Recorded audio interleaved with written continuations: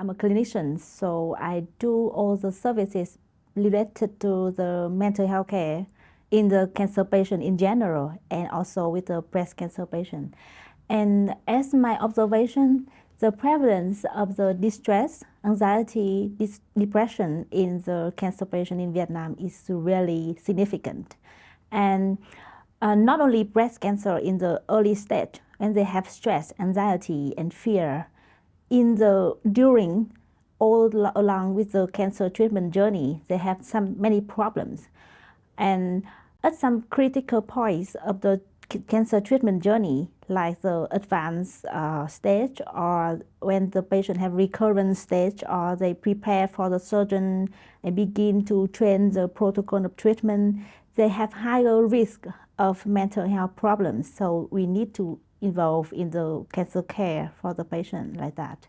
And in a report in the Vietnam National Cancer Hospital, we did a study in 300 cancer patients, including breast cancer patients, when we noticed the prevalence of psychological distress in the cancer patient is nearly 60%, and the prevalence of anxiety is 27%, and depression is 46%. Especially that nearly 10% of these cancer patients have severe depression with a higher risk of suicide. It's the significant figures we need to concentrate in the cancer care.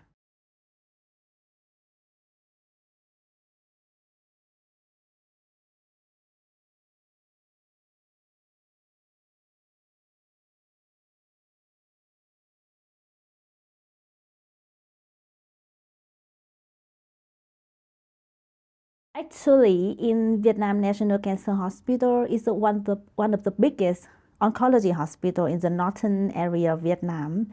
We have 10,000 inpatient beds and nearly 500 patients come to have exam for cancer every day.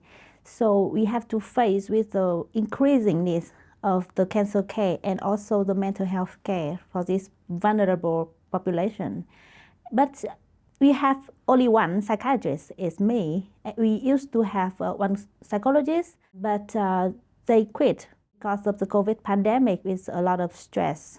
And after the pandemic, we built a team. We call that the psychosocial care team. With me, a psychiatrist, with 3 social workers and 2 doctors, part-time doctors to join the team to take care for the patient with mental health care problems or high risk. And we train for the nurses who have a very close activity with the patient and the family. We train for the nurses and the healthcare staff in each department how to identify psychological signs in the cancer patient.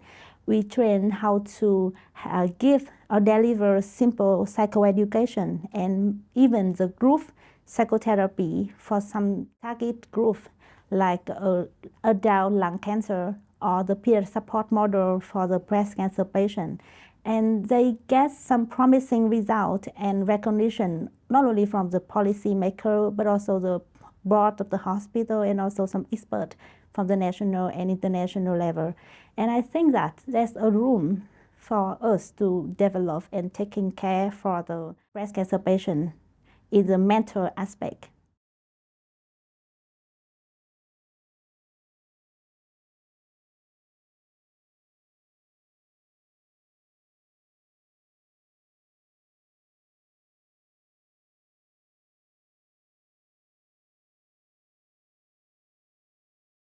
We have a lot of patients with the risk of mental health problems, but they don't know what is the mental health care problem. So we always start with the education, how to reduce the stigma and reduce the resistance of the patient to talk about the emotional aspect when they come to the oncology hospital. And we train for the social worker and nurse from the very first communication with the patient and give that the feeling normal to talk about that. And we also use some very short screening questionnaires to give to the patient, and they can fill in the waiting time. they have a lot of waiting time. If they come to the hospital for a long day to take examination and do some techniques and treatment. So we collect the form after the patient administer according to their objective feeling. And after they have the very preliminary result from the screening, they will classify what is a high risk group, what is a moderate risk, also a low level of risk of depression, anxiety, or sleep disorder. Then it focus on the severe and moderate risk or level of psychological problems. And if the patient have time and they have a chance to access to the team, they will have a patient, maybe me, psychiatrist, if I have time, or a nurse or social worker who are trained to talk about the patient, to give the psychoeducation, and also to share and give the supportive communication with the patient to better satisfaction and better awareness about the mental health care in the cancer journey.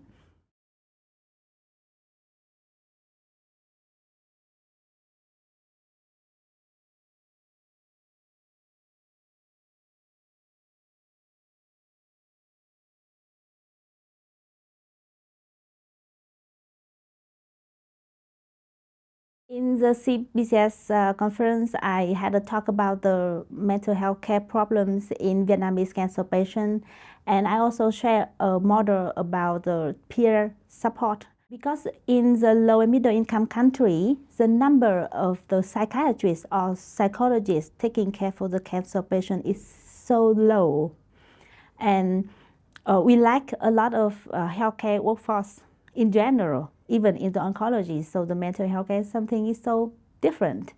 And we see that struggle, and we want to focus more on the task shifting and the peer support.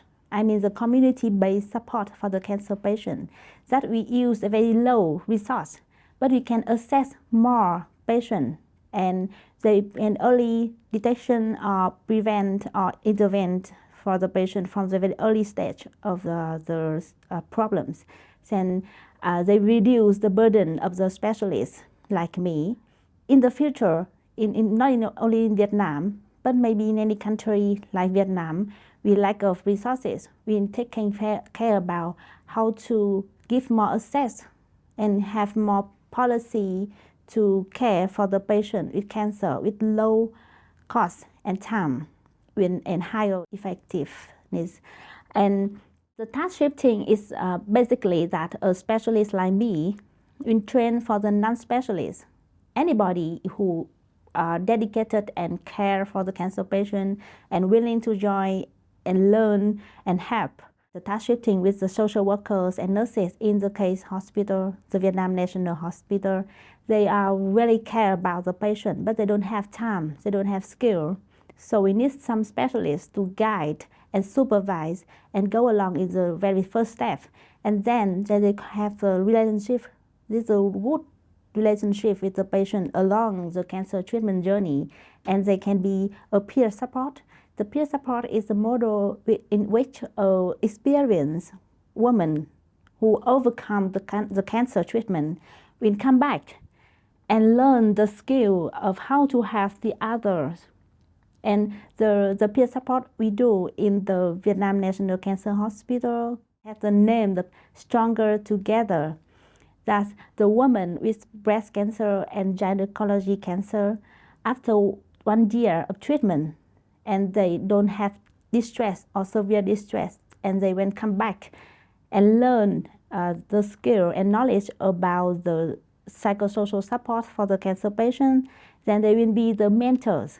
And the mentors with experience will come back to the hospital and approach the new patient who was diagnosed very newly with cancer, breast cancer patient or gynecology cancer patient, within 1 month. There's a totally new, shocking stress, anxiety, fear of death, a lot of things, overwhelmed of psychosocial burden. And this newbie will be guided and followed and also taken care by the mentors who were women with experience of overcoming cancer. I think the peer support is so meaningful because the network of the patient living with cancer is so significant. When the patient with experience of this cancer, they have voice, have something to share, these words are actually more convinced compared to the doctors or nurses or something else say to the new patient. They can share the same feeling. They believe in the experience of the mentors, and they can feel the spirit of the survivor after the breast cancer. And the spirit is the energy that takes the new patient come along with the different stage of cancer treatment journey. So it's an effective and sustainable way to have a lot of breast cancer women out there who have no access to the mental health care services. Because in Vietnam, the stigma with the mental health problem is seen high. And a lot of patients have the problems mentally. They have no chance to come to the psychiatric hospital. They have no motivation to share. And they don't know how to self-help. So the network of the patient with the same feeling experience is very meaningful for them. They can be in the forum, the virtual media, or some groups on the social apps, and they can share information, experience. They can share this emotionally. I think it's a very promising approach.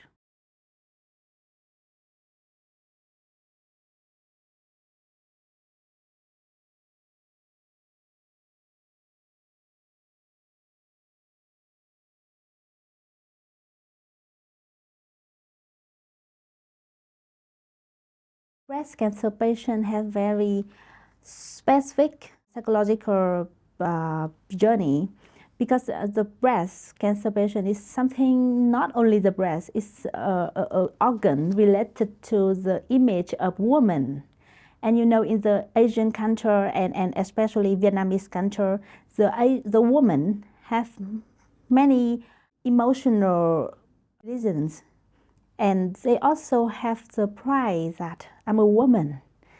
And I feel very huge and great to be a woman. But if I have a cancer and have to remove the breast, it's something so insulting and something really hurt. And not only physically, but also the spiritual and emotionally.